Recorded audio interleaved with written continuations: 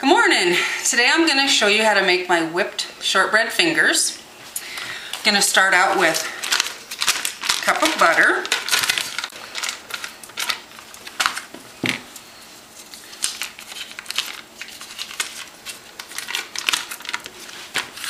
Then I'm going to put some flour and some salt and cornstarch and powdered sugar, and then I'm going to put it in my mixer. And I'm going to beat it until it's nice and fluffy, and I don't know where my beater is. I found it! It was hiding. Alright, put this in here. Get the rest of my butter in there. Can't miss any of that good butter. Then I'm going to whip it until it becomes like a thick whipped cream. It's going to become really white. And this will take probably about 10 minutes. Start it on really low, and it's going to look like it is never going to come together. It's going to look more like a pie crust. Just keep going with it, and it will finally turn into, the dough will all come together.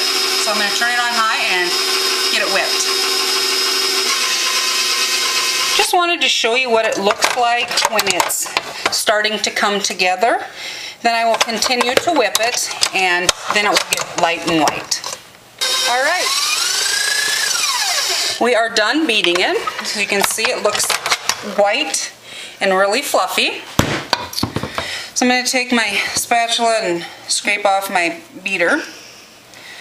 And I'm going to load my cookie dough into a piping bag.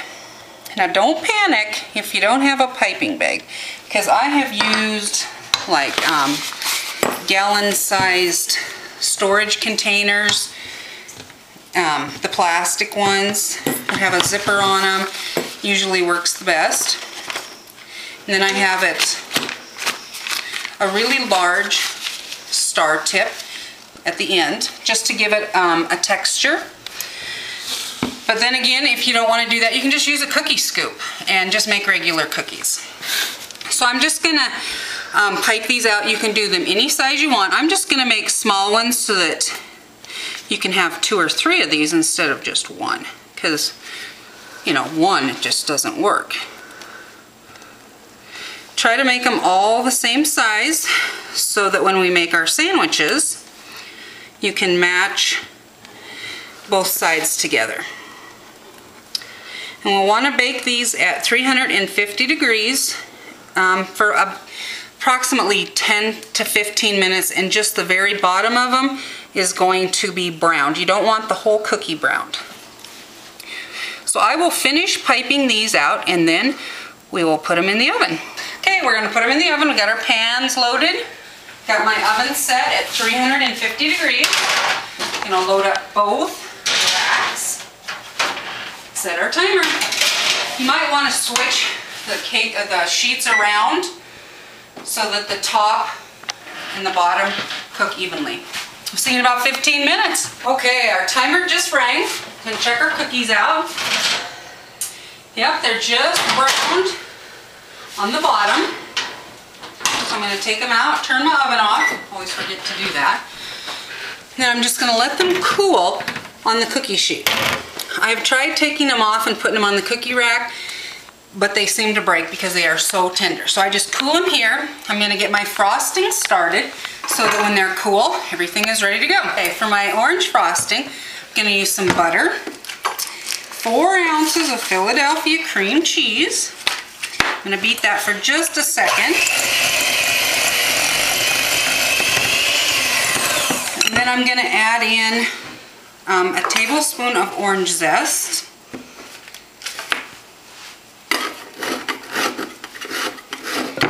We'll just zest it up here. Move that so you can see a little bit.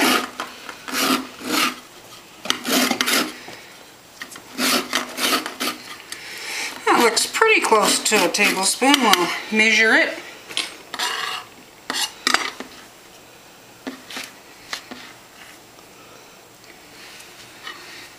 Okay.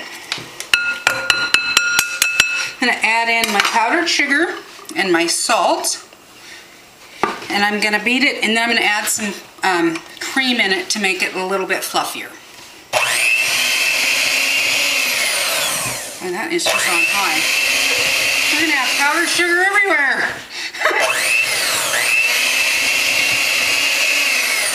I think I'll put my cream in right now.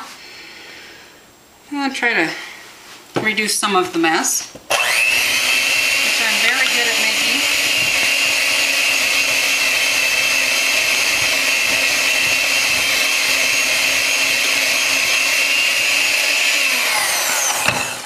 Add some more cream.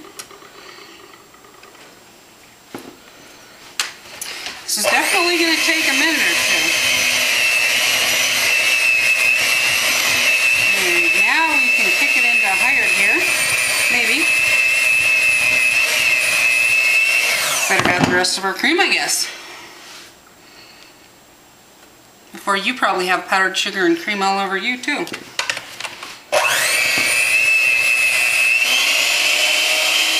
We even have turbo. Sorry. We even have turbo on this thing. We could get some serious power. There. Well, that's looking good. See, it's nice and creamy looking. Okay, my cookies are cool, so I'm going to fill them with my frosting that I've made. I'm going to take cookies of the same size and just fill them like that. Put the other side on there, so you got yourself a sandwich.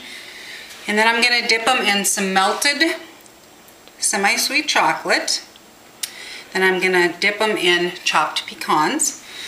And I'm going to set them on the side right there like that and let the chocolate set. And the frosting will get a little bit of a crust on it. And then they'll be good to eat. So I'll make a couple of them up here. Can't beat chocolate and orange. Nothing better.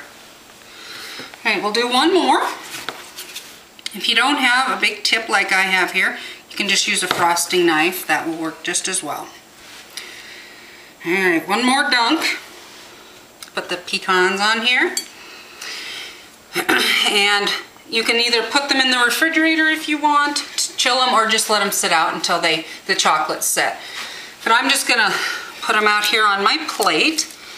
If you do these small enough, you can have several of them. Put them out here like that. Okay, I think we probably had better taste these just to make sure they're good.